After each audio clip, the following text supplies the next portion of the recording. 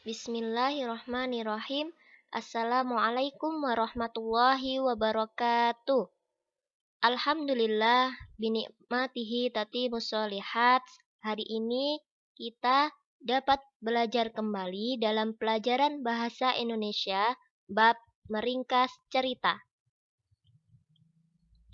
Kalian pernah bukan membaca sebuah cerita?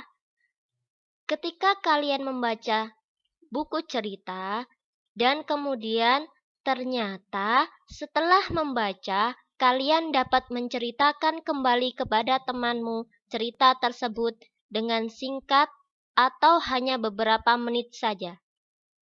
Nah, kalian berarti sudah belajar meringkas sebuah cerita dalam bentuk lisan. Kemudian, apa sih sebenarnya meringkas itu?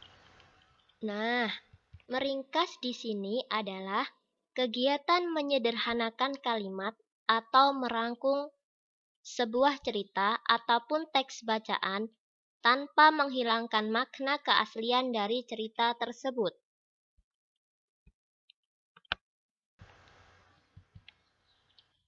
Meringkas dapat dibagi menjadi dua, yaitu meringkas secara tertulis, yaitu berupa tulisan. Dan yang kedua, meringkas secara lisan, yaitu dalam bentuk bercerita secara langsung. Bagaimana langkah-langkah meringkas sebuah cerita? Yang pertama, kalian harus membaca teks aslinya. Kenapa harus dibaca?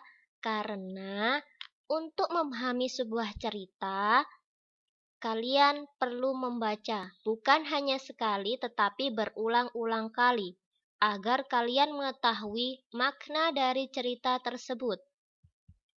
Yang kedua, catatlah pokok-pokok setiap paragraf. Artinya, ambil inti dari setiap paragraf, makna dari cerita tersebut. Dan yang ketiga, catatlah menggunakan bahasamu sendiri, tidak harus sama persis sesuai di teks bacaan. Untuk memahami materi meringkas ini, hari ini kita akan berlatih ya anak-anak. Tugasnya adalah carilah salah satu kisah Nabi Ismail dalam buku modul kalian masing-masing. Kemudian, ringkaslah dengan tulisan. Jika sudah selesai, cobalah praktek meringkas secara lisan dengan mengirimkan video secara langsung kepada pengajar bahasa Indonesia kalian.